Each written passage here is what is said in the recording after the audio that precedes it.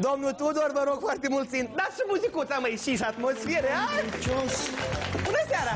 Bună seara! Intrați, intrați! Cam timid! Bună seara! Domnul Tudor Bumbac și doamna Dora Mătasă. Luați loc aici. Dar puteți să-și pe pernă, să vă așezați, că e mai moale. Știți că noi, dacă îmbătrânim, să nu rășim de desubt, ca după asta e binișor. Bună seara! Bună seara! Cum viața? Cața! Când o tragi, se rupe. Atunci când ți-i mai bine, o tragi, se rupe. Da, când ți-i mai bine, atunci se rupe. Așa e, așa e. Dragii mei, mulți din voi se întreabă, cine-i domnul Tudor? Ia că pentru asta l-am și invitat la Dora Show, că deja de 2 ani consecutiv, dumneavoastră, v-ați înscris pe listă la... Eurovision. Unde? Eurovision. La Eurovision, dragii mei. Fiți foarte atenți, da? Să începem curând, în aprilie, nu știu când, Eurovision și toate vedetele, inclusiv și domnul Tudor, dar vrea să ne reprezinte țara. Am dreptate sau grăiesc între aiurea? Știți, după vârsta mea, eu nu pretind la locuri înalte. Muzica mea e de liniștire, de dispoziție, de plăcere, pentru persoanele care au insomnie, care au stres. Exact, pentru mine eu stresat, am și insomnie și sturbat câteodată, așa. Dumneavoastră, apropo, dragii noștri, spre final, gata? Zi bună seara la om! Bună seara, sunteți doctor? Da, doctor. Apropo, e ca pentru cei care nu știu, domnul Tudor este doctor, dacă nu greșesc. Da, eu sunt doctor dermatolog, dar ultima vreme, vreo câțiva ani, sunt domnul profesor universitar la ULIM. Uitați la ureche, s-a umflat urechea, au pus șerșel, ia uitați-vă, e ok la dânsa? E roșu. Da, e roșu și aia o leacă de infiltrație. Dar cine vi l-a smuls? Ce s-a infiltrat? Da. S-a infiltrat un șerșel cât un belșug, ia ca și s-a infiltrat. Da, Cercelul e prea mare la dumneavoastră, trebuie mai mici, scoteți-l. Da, de așa cât parcă e inflamat, acolo trebuie de tratat. Trebuie las ca și trateză după asta. Du-te, te rog eu de aici. Dragii mei, pentru cei care nu știu, domnul Tudor, într-adevăr, este un doctor dermatolog și în ultimul timp a decis omul la bătrânețe, așa ca și mine. Și eu la bătrânețe mă expun oamenilor, mă reprofilez, că am fost și vânzătoare, m-am făcut amuia prezentatoare. Și dumneavoastră vreți la Eurovision, așa-i? Da. În an tot ați participat, dar nu vă... N-am trecut concursul. Eu încă o dată lămuresc că muzica, eu parte nu că vreau să ocup locuri înalte, dar vreau ca persoanele să asculte muzica. Că odată eu l-am întrebat pe un profesor de muzică. Așa? Asta la mine e muzică care eu o compun sau e o aiureală. Și el mi-a scris așa o foaie întreagă. Diagnoză! Cu diagnoza și mi-a spus, domnul Bumbac, mata ai dar trebuie să te ocupi, să muncești. Și dacă ai să scrii muzica, să nu ascunzi, să așezi colbul pe dânsul, dar să o scoți în lume, să fie văzută, ascultată, auzită, discutată.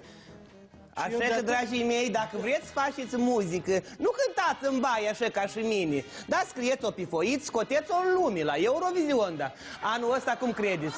Anul ăsta cum credeți? O să treceți în finală, cel puțin. Cred că o să vedem, sunt cam mulți concurenți, vreo 27, sunt persoane care au o tinerețe mai frumoasă și au o voce mai plăcută și nu cred că vocea lor e mai plăcută decât a mie. Dar, apropo, eu pot să vă propun un duet. Cum cânt eu, chică pisica în coadă, vorba aceea. Apropo, vreau să vă zic și bineînțeles că dumneavoastră știți că vedetele din ziua de azi, și nu numai din Moldova, și de prin America, Franța, au și o ținută scenică. Adică când cântă ceva, sau hămâi, sau și fac, nu contează, trebuie să mai știți, și un dans, și o mișcare, și un șpagat. Și apropo, câți ani aveți dumneavoastră? Mai ischitiți? Așa, 76.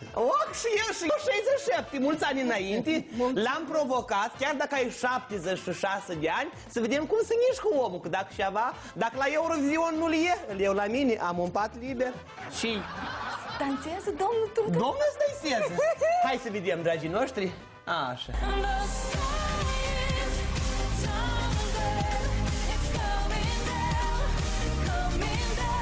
And I'll say, Mama, Mama, don't be so down. I'm not that abundant boy. Mama, Mama, don't be so down. Oh, it keeps going round and round. Încă n-a început bine bătălia pentru selecția națională Eurovision 2018, că Dora și-a găsit favorit. Tudor Bumbac este medicul care și-a dedicat viața oamenilor, iar după ce a ieșit la pensie, a decis să-și împlinească propriile vise și să facă muzică. Am decis să-l ajutăm să ajungă cât mai repede pe scena mare, iar pentru asta am angajat cei mai tari coregrafi de la Black and White, care l-au învățat să se miște pe ritmul propriilor piese. Ne-am pregătit. Privirea în față. Facem pas în dreapta și mâna stângă. Hop! Așa, și capul. Hop, așa. Într-o zi de iarnă, când ninge afară, am văzut pe o stradă cea mai dragă fată. A venit îmbrăcat la 4 ace, așa cum îi se cuvine unui artist. Dar n-a așteptat că va fi nevoit să se rupă în mișcări, mai ales că, spune el, nu mai e de mult flăcău. Voi chiar vreți să mă faceți tânăr cu totul? Desigur că vrem. Tudor Bumbac nu-și putea lua privirea de la cele 3 fete frumoase foc, care au decis pe bune în câteva ore să învețe cele mai importante legi ale coregrafiei. Genunchii. Se mișcă genunchii. Așa. Simțiți ritmul, este piesa voastră. Așa. Și acum piciorul drept, piciorul stâng. Piciorul drept, piciorul stâng. Favoritul Dorei de ani buni și încearcă puterile la selecția națională Eurovision, doar că în comparație cu alți concurenți nu o face pentru rezultat, ci pentru plăcerea de a participa. Cu toate că unii oameni nu încetează să-l judece și să-i spună că își face de cap la bătrânețe, Tudor Bumbac declară că mai important decât gura lumii este să-ți realizezi visele. Mie muzica tare îmi place. Eu fără muzică nu pot trăi și dacă o compun, înseamnă că ea trebuie să fie dată în efir, ca lumea să o asculte, să discute. Unii spun că e bine, alții spun că nu e prea bine. Munca coreografilor de la Black and White nu poate fi trecută cu vederea. După câteva repetiții, dansul arăta ca un adevărat număr artistic, perfect pentru cele mai mari scene. Avea ochi frumoși, calzi și luminoși, părul blond lucios și un corp frumos. Deci, eu de mult nu m-am ocupat cu chestiunile astea și e cam greu. O altă provocare și mai grea a fost să învețe câteva mișcări într-un dans modern. Fetele responsabile de coregrafie au ignorat faptul că lângă ele stă o persoană mai în vârstă și l-au făcut pe domnul Bumbac să transpire la greu.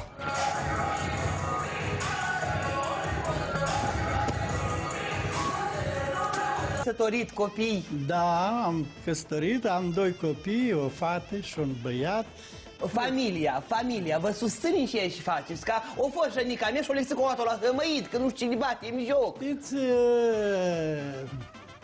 partea feminină nu prea spune că, ei, vârsta de acum, ce mai trebuie să mai îmblați? Lasă și tineri. Pe drumuri, asta e chin și cheltuială. Dar fiorul? Fiorul zice că dacă lui tăticul îi place, lasă-l să iei parte. Apoi ca așa oameni, dacă vă place ceva, indiferent de vârstă, da, apucați-vă, mai gândiți vă pară rău, măi, că ați făcut decât vă pare rău că n-ați făcut.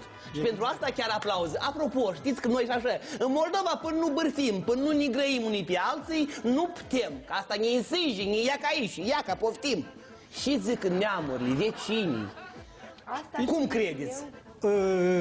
Neamurile, eu vă spun, unii sunt de acord, spun că dacă nu toți au posibilitatea asta să compui ceva. Eu, de pildă, când compun, eu mă simt foarte bine, am o plăcere și eu vreau rezultatul și de atâta. Mulți îmi spuneau că ai să ieși la pensie, ai să îmbătrânești trepte, dar nici la pensie nu ne ajunge vreme, fiindcă eu când mă așez, eu când mă uit de acum îi seară, toată vremea s-a ocupat. Ei, acum mai am și... Pe lângă muzică și mai faci. Pe lângă muzică, păi, sunt profesori, că citesc lecții la studenți. O, dar și le predați? Le predă o dermatologie, 3 feluri de dermatologie, generală, estetică și specială. Eu chiar am... Le transmit salutări studenților, vreau să vă zic că eram mititic, am avut la dermatologie, puișori, râi, slava Domnului. Prin asta am crescut și acum uitați-vă și dând de frumoasă. Apropo, spuneți-mi, vă rog frumos, în oraș, când mergeți pe la studenți sau vă recunoaște lumea ca este nenea care a fost la Eurovision și nu l-a luat în an, dar poate anul ăsta... Știți, nu de mult chiar m-am adresat, că cu toate că sunt medic, mai am și eu niște dureri. Și m-am adresat la un medic la consultație. Și văd că se apropie o damă, așa interesantă, și bună ziua. Dar eu ascultam taman muzica asta. Dumneavoastră ați luat parte la Eurovision. Eu v-am văzut, eu vă știu. Mai vine un om care tot era la consult. Da, bună ziua. Da, cânt? Da, de cânt, că n-am dispoziții. Așa că mă cunosc, la lucru mă știu tot, studenții. Vreau să vă garantez că mai ales studenții ăștia, tineretul ăsta, când o să vă vadă la mine în emisiunea să zic, of, ai fost la Zălud, ai și ea, deși nu mai luași pe mine. Da, mă scuzați, Jonica, am o nepoțică, e fata lui sora mea, mai mare, e în Italia, dar a venit la acasă, odihnească. Am trimis-o la lucru. Zic, fată, hei, când vine un invitat, zic, du și află, și zic și lumea, și zic și poporul, și vrea el. Da, și eu am fost în zona dumneavoastră și am întrebat vecinii dacă vă cunosc și părerea au. Și ne-au spus, ia că chiar apăsăm aici și vedem. Aba! Una